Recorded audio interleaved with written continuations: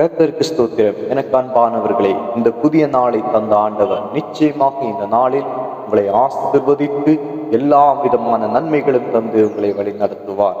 இந்த நாளில் ஆண்டவர் நமக்கு தருகிற ஒரு வேத வசனம் யோசுவாவின் புஸ்தகம் 21வது அதிகாரம் 45வது வசனம் இப்படி சொல்கிறது: கர்த்தர் இஸ்ரவேல் குடும்பத்தாருக்கு சொல்லி இருந்த நல்வார்த்தைகளில் எல்லாம் ஒரு வார்த்தையும் தவறி போகவில்லை, எல்லாம் நிறைவேறிச்சு.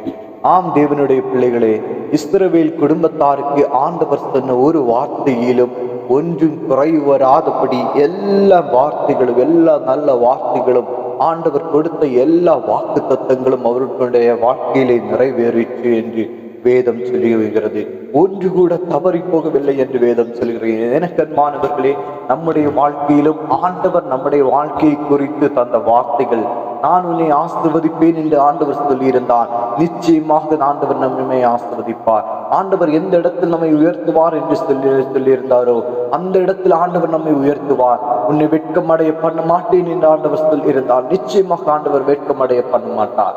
ஆண்டவர் நிச்சயமாக ஆண்டவர் நம்முடைய தலைகளை உயர்த்தி நம்மளை ஆசீர்வதிக்க வல்லவராயிருக்கிறார். இந்த நாளிலே நாம் ஆண்டவருடைய சுத்தத்தை நாமே ஒப்பு கொடுத்து ஆண்டவருடைய வாக்கு தத்துவம் நிறைவேறும் வரை காத்திருப்போமானால் நிச்சயம் நமக்கு தந்த வாக்கு தத்தங்களையும் நிறைவேற்ற வல்லவராயிருக்கிறார். 43வது வசனம் சொல்கிறது: இந்த பிரகாரமாக கர்த்தர் இஸ்ரவேலுக்கு கொடுப்பேன் என்று அவர்களுடைய பிதாக்களுக்கு ஆணையிட்ட தேசத்தை எல்லாம் கொடுத்தார். அவர்கள் அவைகளை சுதந்திரித்துக் கொண்டு அவைகளிலே குடியிருந்தார்கள். ஆம் தேவனுடைய பிள்ளைகளே, ஆண்டவர் சொல்லியிருந்தார், கானான் தேசத்தை அவர்களுக்கு வாக்கு தத்தமாக கொடுப்பேன் என்று அவர்களுக்கு சுதந்திரமாக கொடுப்பேன் என்று ஆண்டவர் சொல்லியிருந்தார்.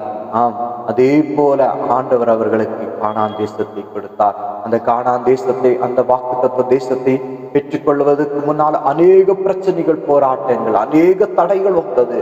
ஆனால் தடைகள் எல்லாம் கடந்து சென்றபடினால் தான் அதில் சுதந்திரிக்க முடிந்தது. எனக்கு அன்பான தேவ பிள்ளைகளே, நம்முடைய வாழ்க்கையிலும் அதே போல வாக்கு தத்துவத்தை சுதந்திரிக்க முன்பாக அநேக செங்கடல்கள் வரலாம், அநேக யோர்தான்கள் வரலாம், பார்வோனின் சேனையை போல மனித சேனைகள் நமக்கு எதிராக எழும்பலாம்.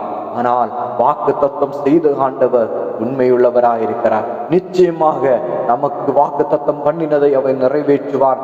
அதுவரையும் நாம் காத்திருந்து அவரோடு நாம் சேர்ந்திருந்து, பிரச்சனைகள் வரும்போது, செங்கடல் வந்தாலும், என்ன பிரச்சனைகள் வந்தாலும் நாம பதறி போக கூடாது. ஆண்டவர் மேல் விசுவாசமாயிருந்து எனக்கு வாக்கு தத்தம் பண்ணினதை என் ஆண்டவர் நிச்சயமாக நிறைவேற்றுவார் என்று நாம் காத்திருப்போமானால், நம்முடைய பிள்ளைகளுடைய காரியமாகட்டும், நம்முடைய வேலை காரியமாகட்டும், நம்முடைய குடும்ப காரியமாகட்டும், எந்த ஒரு காரியமானாலும் நாம் காத்திருப்போமானால் நிச்சயமாக ஆண்டவர் வாக்கு தத்தம் பண்ணினதை நம்முடைய வாழ்க்கையில் நிறைவேற்றி நம்மை ஆசீர்வதித்து நம்மை உயர்த்தி அழகு பார்ப்பார். ஆண்டவருடைய சமூகத்தில் நாமே ஒப்பு கொடுப்போமா? வேதம் சொல்வதை போல ஒரு நல்வார்த்தையும் தவறி போகவில்லை, எல்லாம் நிறைவேறும். உங்களுடைய வாழ்க்கையிலும் ஆண்டவர் தந்த வாக்கு தத்தங்கள் எல்லாம் நிச்சயமாக நிறைவேறும். ஒரு நிமிடம் ஜெபம் பண்ணுவோம். எங்களை அன்பாக நேசிக்கிற நல்ல பிதாவே, இந்த அருமையான நல்ல நேரத்தில் இந்த ஆண்டவருடைய வார்த்தையை கேட்டு உங்களுடைய பிள்ளைகளை ஆசீர்வதிங்கப்பா. ஆண்டவரே, இஸ்ரவேல் குடும்பத்தாருக்கு நீங்க கொடுத்த நல் வார்த்தைகளில் ஒன்றும் ஆண்டவரை தவறி போகாமல் எல்லாம் நிறைவேறினதை போல உம்முடைய பிள்ளைகளுடைய வாழ்க்கையில நீங்க கொடுத்திருக்கிற வாக்கு தத்தங்கள் எல்லாம் நிறைவேறட்டும் தகப்பனே. அதற்கு தடையாக வருகிற எல்லா பிரச்சனைகளும், போராட்டங்களும், பிசாசின் கிரியைகளும், மனுஷ கிரியைகளும் எல்லாவற்றையும் முறியடித்துக் கொண்டு நம்முடைய பிள்ளைகளுக்கு வெற்றியை கொடுங்க ஆண்டவரே. வாக்கு தத்தங்களை நிறைவேற்றுங்க ஆண்டவரே. வாக்கு தத்தங்களை நிறைவேற்றி நம்முடைய பிள்ளைகளை ஆசீர்வதித்து விசுவாசத்தில் இன்னும் வளர, நம்முடைய பக்தியில் இன்னும் வளர, நம்முடைய அன்பில் இன்னும் வளர தேவன் கிருபை செய்யும்படியாக ஜெபிக்கிறோம். கேட்கிற ஒவ்வொருவரை ஆசீர்வதிங்க. இயேசுவின் மூலம் ஜெபிக்கிறோம் நல்ல பிதாவே, ஆமென்.